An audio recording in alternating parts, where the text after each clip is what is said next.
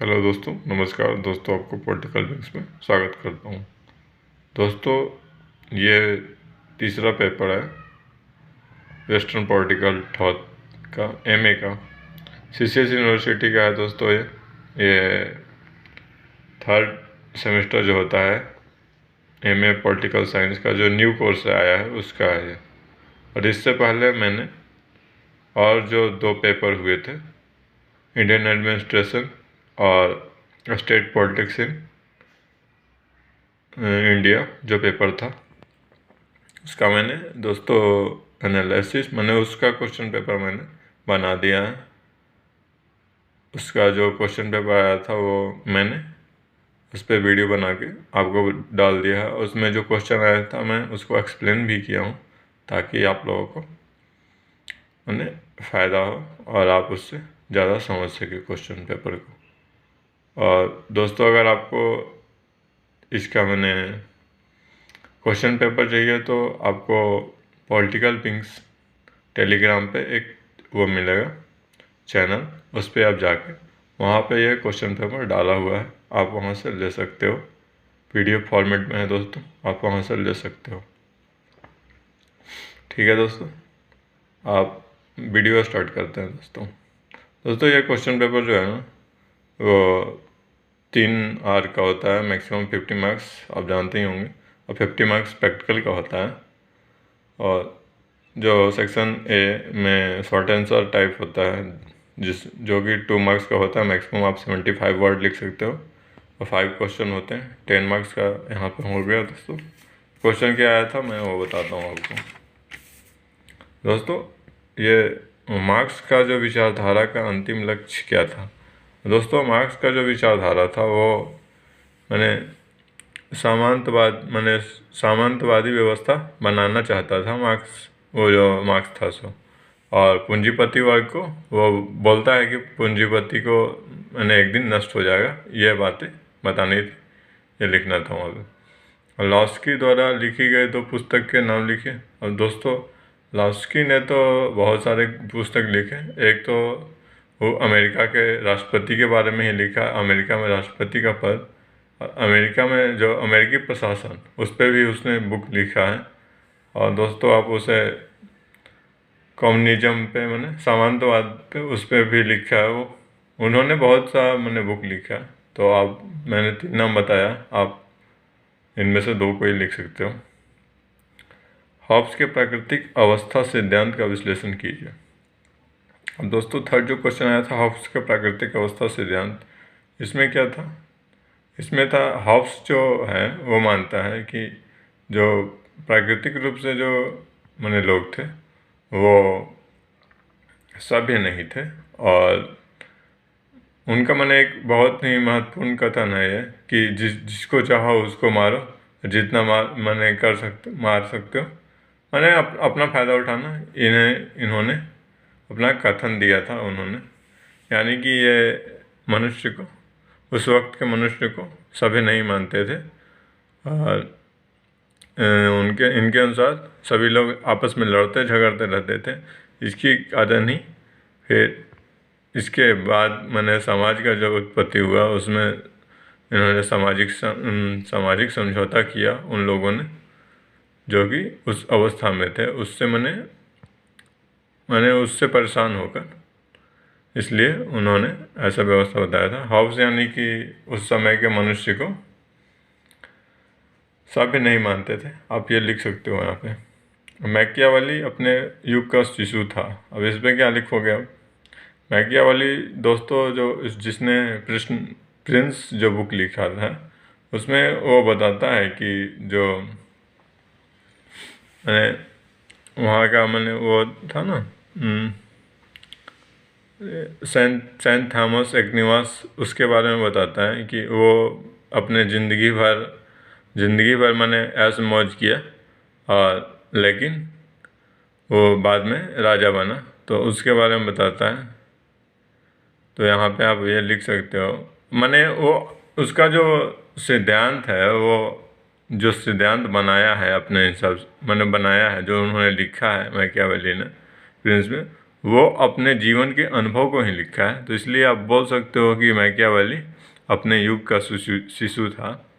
वो जो समाज में देखा वही लिखा है अपने माने ग्रंथ में।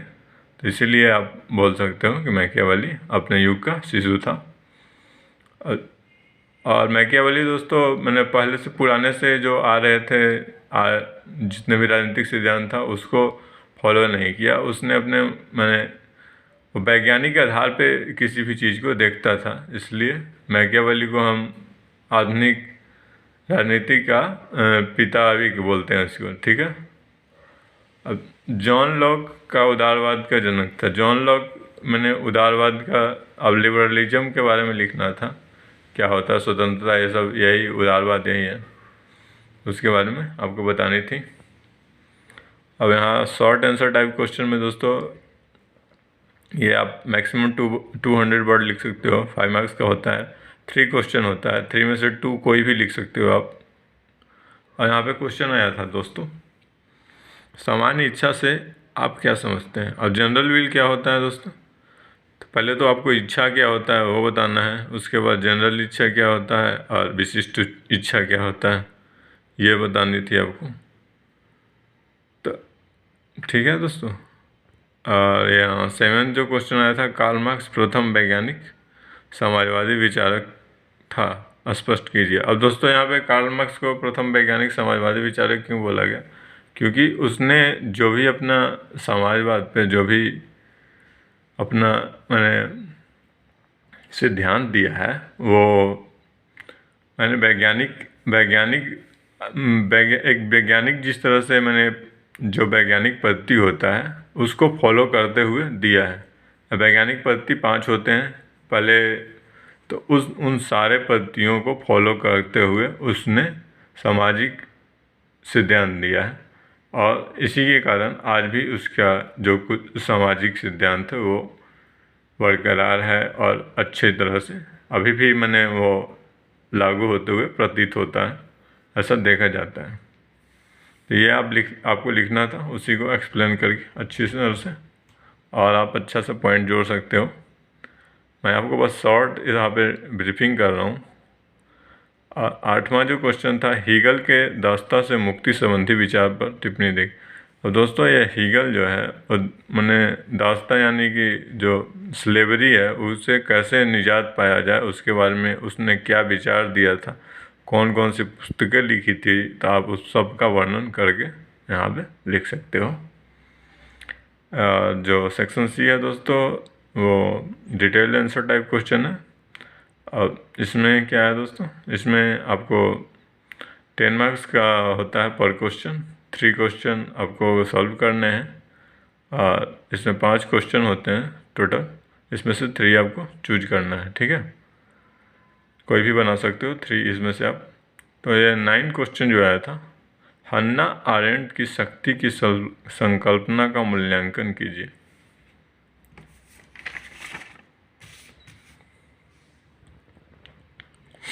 अब दोस्तों यह 10th क्वेश्चन था, प्लेटो खुले समाज का शत्रु है। कार्ल पॉपर इस वाक्य की व्याख्या करें। अब कार्ल पॉपर ने ऐसा क्यों बोला प्लेटो को, इसके बारे में लिखना था। 11 क्वेश्चन जो है, R.H. टॉनी के राजनीतिक दर्शन का वर्णन कीजिए। और R.H. टॉनी का जो राजनीतिक दर्शन है उसका वर्णन करना था। ये एक मैंने सामाजिक मैंने समाज के लोगों को काफ़ी हेल्प करते थे, इसके बारे में ये सब लिखना था। कैसे कैसे मैंने अपने वो लोगों को हेल्प करते थे शिक्षा में किसी का, तो इस सब बातें लिखना था। इन्होंने प्रौढ़ शिक्षा स्टार्ट की थी उसके बारे में लिखना था, जब मैंने वो काम करते थे तो उस वक्त, तो आप लिख सकते हो। ये 12th जो है, मार्क्स द्वारा दी गई इतिहास की आर्थिक व्याख्या का वर्णन कीजिए।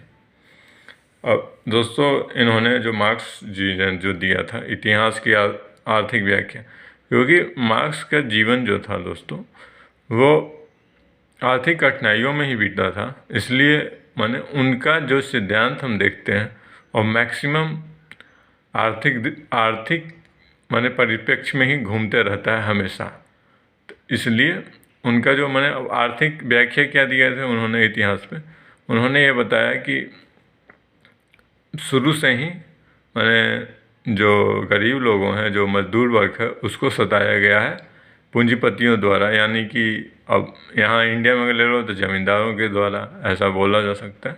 मैंने जो ज़्यादा पैसा वाले होते हैं, या अभी अगर देखा जाए तो जो मैंने ज़्यादा जिसके पास धन है तो मैंने रोजगार में जो मैंने कर्मचारी होते हैं उनको कम वेतन दिया जाता है। तो वो सारी मैंने आर्थिक दृष्टिकोण से ही मैंने उनके सिद्धांत में ऐसा दिखाया भी गया है कि उचित मजदूरी नहीं मिलता है। तो ये वो जो मैंने मार्क्स जो दिए थे ना, अतिरिक्त मूल्य का सिद्धांत, तो उसके बारे में आप मैंने बता सकते हो। और यहाँ पे इसलिए वो बताते हैं कि जो इकोनॉमिक मैंने शुरू से ही इकोनॉमी पे उन्होंने अधिकार कर लिया है, इसके कारण मजदूरों का जीवन बदतर हो गया। तो इन सारी चीज़ों का आपको वर्णन करना था। और मैंने बाद में तो ये कहते हैं कि ये सब खत्म हो जाएगा, मैंने पूंजीपति वर्ग ही खत्म हो जाएगा और समाज में समता आ जाएगा। लास्ट में इनका यही रहता है, तो आप ये सब लिख सकते हो। 13 जो पॉइंट था, मैकियावेली प्रथम आधुनिक राजनीतिक विचारक था, व्याख्या कीजिए। अब मैकियावेली आपको पहले ही बताया था क्योंकि ये मैंने इन्होंने जो पहले से चली आ रही पद्धति थी उसको मैंने उसी आधार पे, ऐसा नहीं है कि अपना विचार दिया, राजनीतिक विचार दिया, इन्होंने एक अलग तरीका ढूंढा। इन्होंने पहले वाले तरीक़ों को छोड़ के अपना अलग तरीका ढूंढा और वैज्ञानिक आधार पे समाज को देखा और समाज में जो राजनीतिक विशेषता थी उसको वैज्ञानिक आधार पे ही देखा और अपने प्रश्नों के उत्तर तक पहुंचा। और जो सिद्धांत दिया वो उन्होंने वैज्ञानिक आधार पे ही करके मैंने यूज करके दिया। इसीलिए मैकियावेली को हम प्रथम आधुनिक राजनीतिक विचारक बोलते हैं। दोस्तों, आपको अगर ये वीडियो पसंद आए तो लाइक करना दोस्तों, शेयर करना और सभी लोगों के पास शेयर करना जो कि मैंने एग्ज़ाम दे रहे हैं। और मैंने एमए का एग्ज़ाम जिनको देना हो सीसीएस यूनिवर्सिटी का। और दोस्तों, अगर आपको पहले वाले वीडियो चाहिए तो आप मैंने प्लेलिस्ट बना दिया हूँ मैं उसे, सीसीएस यूनिवर्सिटी क्वेश्चन पेपर का, फर्स्ट सेमेस्टर का भी है और या थर्ड सेमेस्टर का। सेकंड सेमेस्टर का एग्ज़ाम नहीं हुआ ना, इसलिए दोस्तों नहीं है सेकंड सेमेस्टर का पेपर, ये थर्ड सेमेस्टर का पेपर है। और 3 ये पेपर हो गए और उसका जो चारों पेपर है उसका मैंने बना के आपको दे दिया है। और बस थैंक यू दोस्तों, वीडियो देखने के लिए धन्यवाद। और आपको पसंद आए तो लाइक करना, शेयर करना और चैनल को सब्सक्राइब कर लेना दोस्तों। Thank you.